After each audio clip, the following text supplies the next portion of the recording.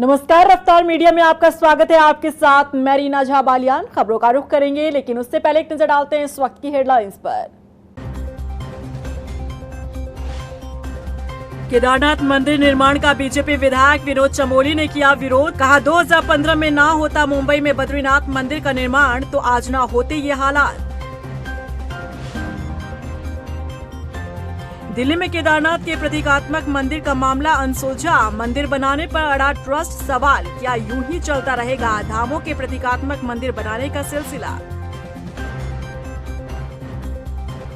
केदारनाथ में सोने की चोरी से जुड़े शंकराचार्य के बयान पर बीकेटीसी अध्यक्ष का पलटवार। कोर्ट जाने की दी सलाह। कांग्रेस बोली हो रहा अपमान।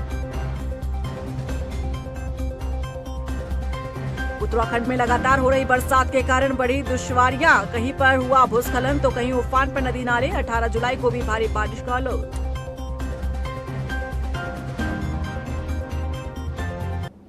चलिए खबरों की शुरुआत कर लेते हैं। इन दिनों दिल्ली में केदारनाथ मंदिर निर्माण का मामला तूल पकड़ता दिख रहा है। तीर्थ पुरोहित खुलकर विरोध कर रहे हैं तो वहीं सत्ता पक्ष के लोग इस मुद्दे पर बोलने से बचते नजर आ रहे हैं। हालांकि इस बीच बीजेपी विधायक विनोद चमोली ने मंदिर निर्माण पर खुलकर बयान दिया है, जो अपनों पर ही सवाल खड़े करता है। देखिए रिपोर्ट।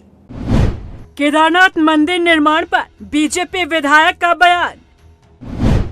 विधायक चमोली ने अपनों पर खड़े किए सवाल, मंदिर निर्माण का किया विरोध। केदारनाथ धाम के प्रतीकात्मक मंदिर के निर्माण पर जहां सत्ता पक्ष के लोग बोलने से बचते दिख रहे हैं, तो वहीं बीजेपी विधायक विनोद चमोली ने इस मुद्दे पर खुलकर बयान दिया है। इस वक्त उत्तराखंड में तीर्थ पुरोहितों का विरोध लगातार जारी है। मंदिर के नाम पर बवाल हो रहा है, लेकिन इस मसले पर पर्यटन और धर्मस्व मंत्री सतपाल महाराज की चुप्पी कई सवाल खड़े करती है। हालांकि इस बीच बीजेपी विधायक चमोली ने मुद्दे पर बयान देते हुए कहा कि केदारनाथ का नाम इस्तेमाल नहीं हो सकता, क्योंकि इससे लोगों की आस्था जुड़ी है। वहीं विधायक चमोली ने बयानों से अपनों पर ही निशाना साध दिया है। नहीं, देखिए, सबसे पहली बात तो ये कि चार धाम हमारे पौराणिक काल से चले आ रहे हैं और ये हमारी आस्था और श्रद्धा के प्रतीक हैं। इसलिए कोई पांचवा धाम ऐसा नहीं बन सकता है। अगर कोई ऐसा कह रहा है तो हमारी आस्थाओं पर कुठाराघात कर रहा है, कहीं ना कहीं हमारी श्रद्धा पर चोट कर रहा है। तो कोई धाम चौथा ऐसा बन नहीं सकता है। और ये जहाँ तक मंदिर का प्रश्न है, तो शिव का मंदिर कहीं भी बना ले आप, लेकिन केदारनाथ का नाम यूज़ करने से बचें।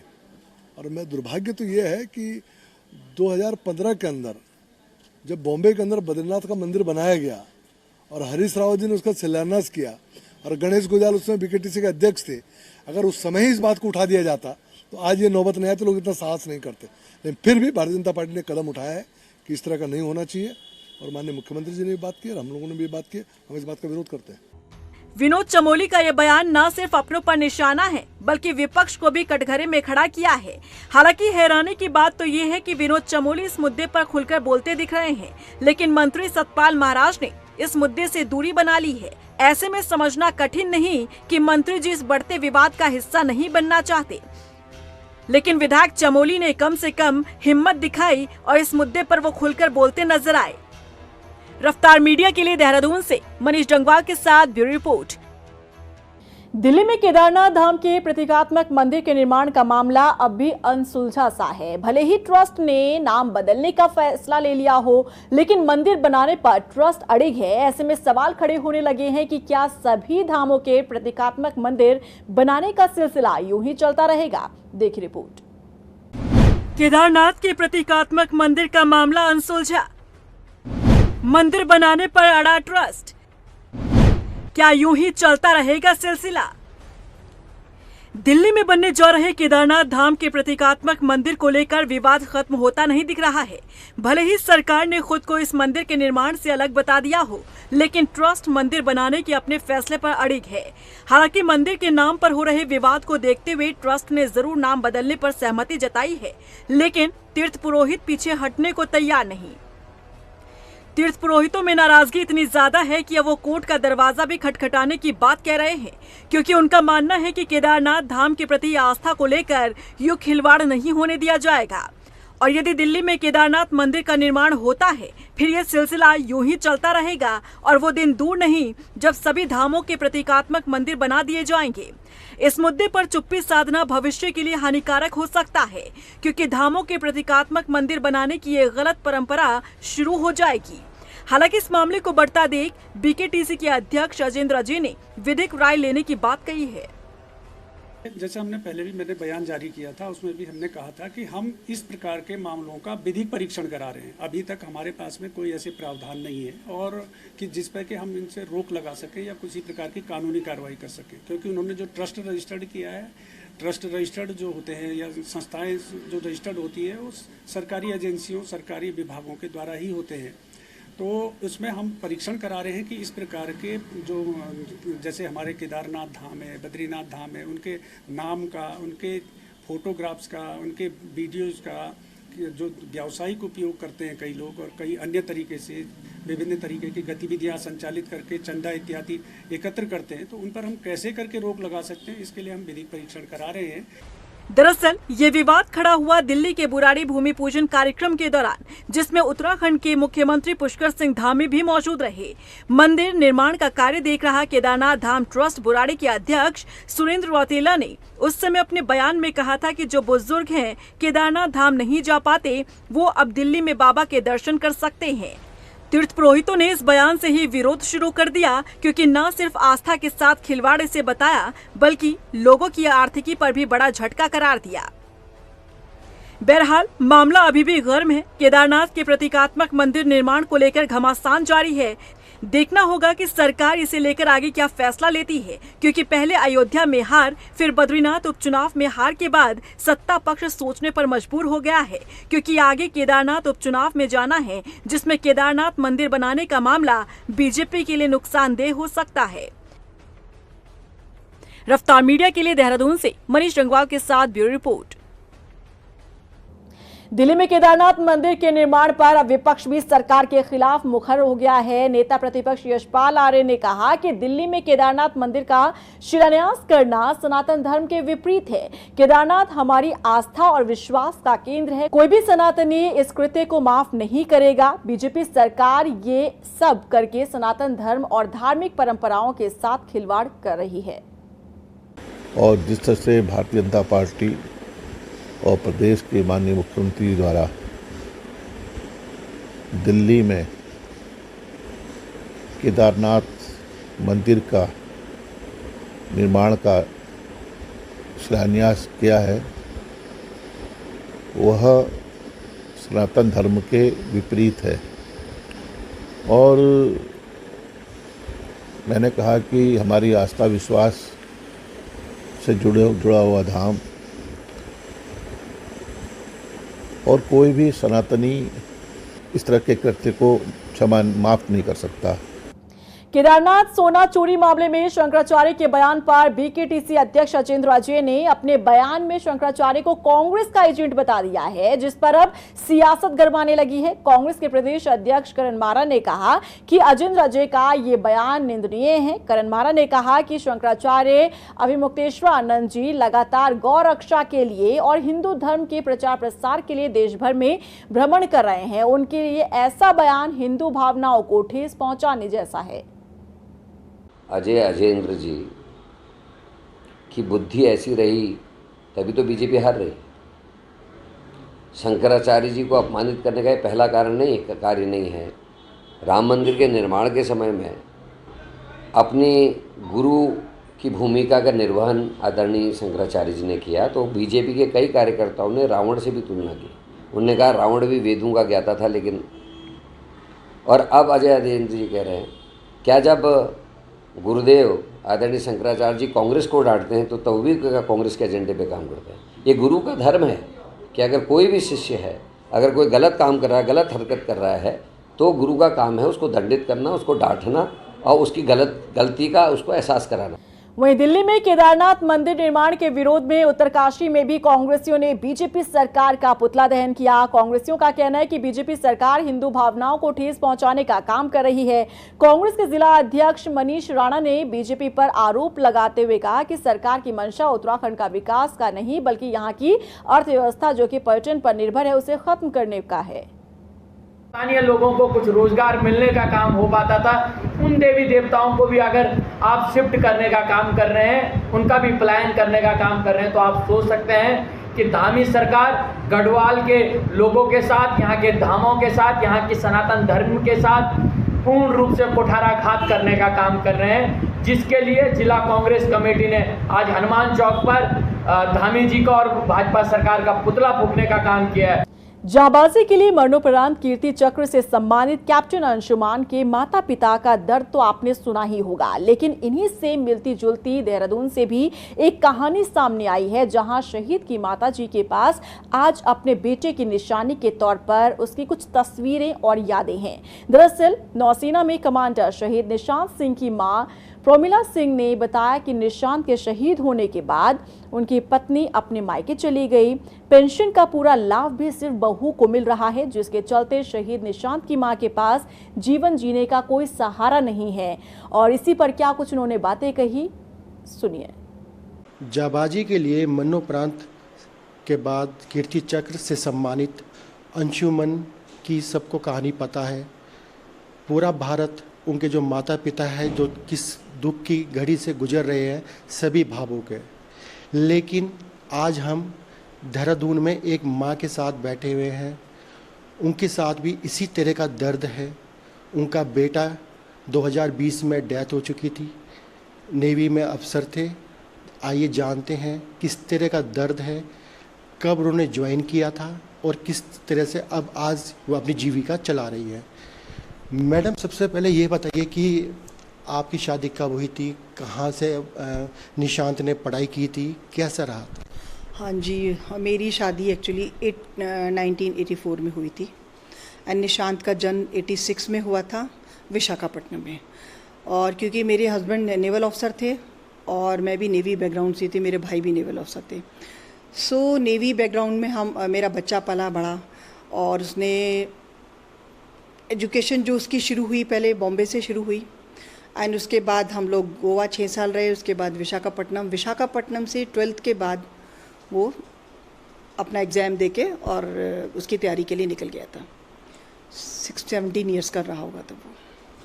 तो जिस तरह से हर किसी का सपना होता है हर एक एज में कि हमें इस लाइन में जाना है, डिफेंस में जाना है, पुलिसिंग में जाना है, तो जिस तरह से निशांत अब डिफेंस इसमें नेवी में थे, तो उनका बचपन से ही सपना था या फिर प्रेशर से, या किस तरह मतलब जाना, मतलब किस तरह से उन्होंने सोचा था जाने का? कुछ जब वो बहुत छोटा था बॉम्बे में, मुझे याद है 3 साल का बच्चा था, तो वहाँ से एयरपोर्ट पास था तो हमेशा एरोप्लेन उड़ते थे, तो बहुत ध्यान से देखता था बालकनी में और बड़े सबको याद कर लेता था ये एरोप्लेन जा रहा है। तो हो सकता है शायद उसके अंदर कुछ था। एंड एक दिन उसने मुझे बड़ी अजीब सी बात बोली, क्योंकि उसे पता था मामा पायलट है। कहता मम्मी आपने पायलट से क्यों नहीं शादी की? मुझे बड़ी हंसी भी आई, छोटा बच्चा इस टाइप की बात बोल रहा है। तो हो सकता है उसके अंदर कुछ पायलट के लिए इच्छा होगी या उसे अच्छा लगता होगा। लेकिन बाद में जब वो पढ़ रहा था तो मुझे ऐसा कोई उसका शौक़ नहीं लगा डिफेंस में जाने का। उसके लिए उसके फादर ने उसको मोटिवेट किया थोड़ा एंड वो क्लियर करता गया अपने एग्ज़ाम्स, लेकिन वो कहता था मुझे नहीं जाना है।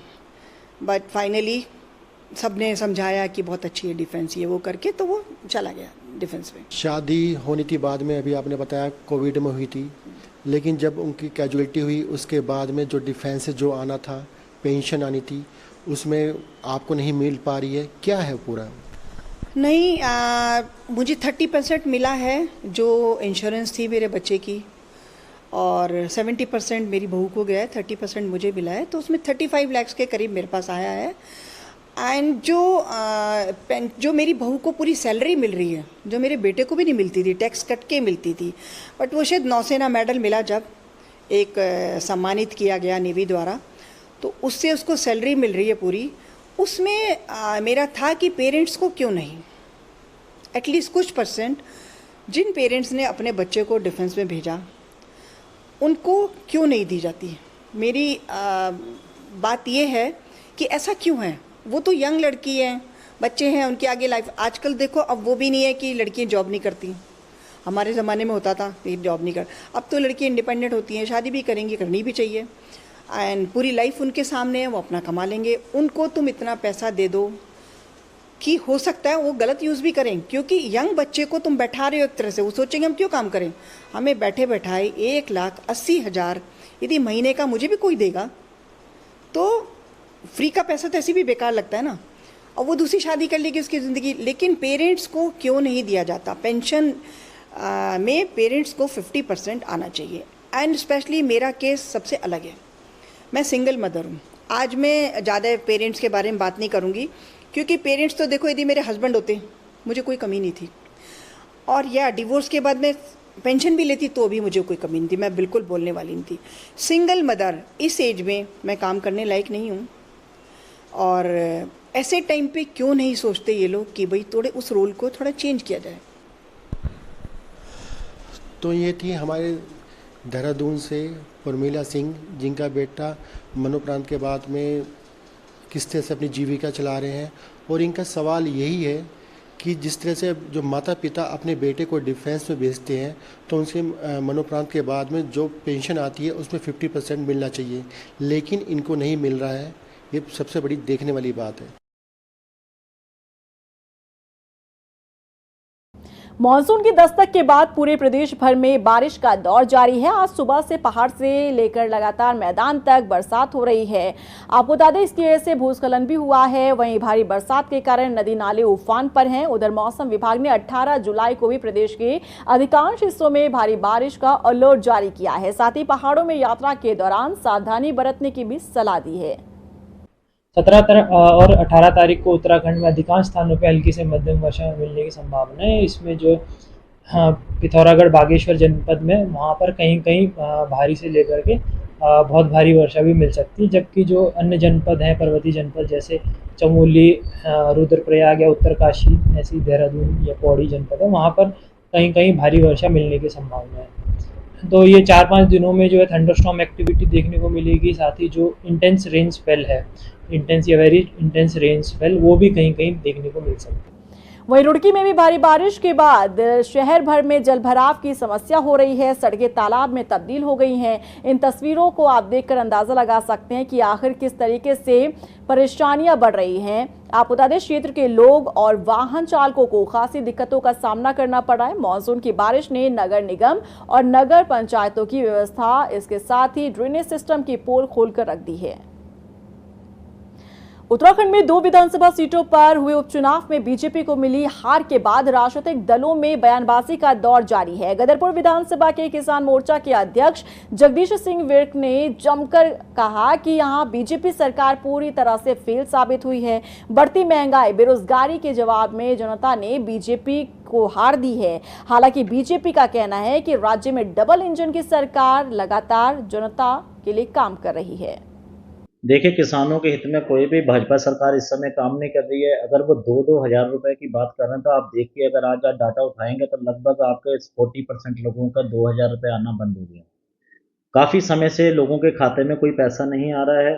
जिनका आ रहा है, जो हितैषी हैं, जो भाजपा के साथ बहुत अच्छे तरीके से जुड़े हों, उन्हीं के खाते में पैसा आ रहा है। किसान के खाते में कोई पैसा नहीं आ रहा है। देखिए, सबसे पहले मैं आपको ये बताना चाहूँगा, जो आप बता रहे हैं दोनों सीटें हम हार गए, हम दोनों सीटें हारे नहीं हैं। दोनों सीटें हम हारे नहीं है, क्योंकि ये दोनों सीटें हमारे पास 2022 के चुनाव में भी हमारे पास नहीं था। बद्रीनाथ जो है कांग्रेस जीती थी और मंगलौर बसपा जीती थी। दोनों सीटें किसी कारणवश खाली हुई। यदि इस दोनों सीटों का परिणाम की समीक्षा की जाए तो ये समझ में आता है, देखिए मंगलौर में हमारी हर वक्त जमानत जब्त होती थी। इस बार हम कुल 494 वोटों से हारे हैं, तो वहाँ हमारी जीत मान लीजिए, वो हमारी हार नहीं है।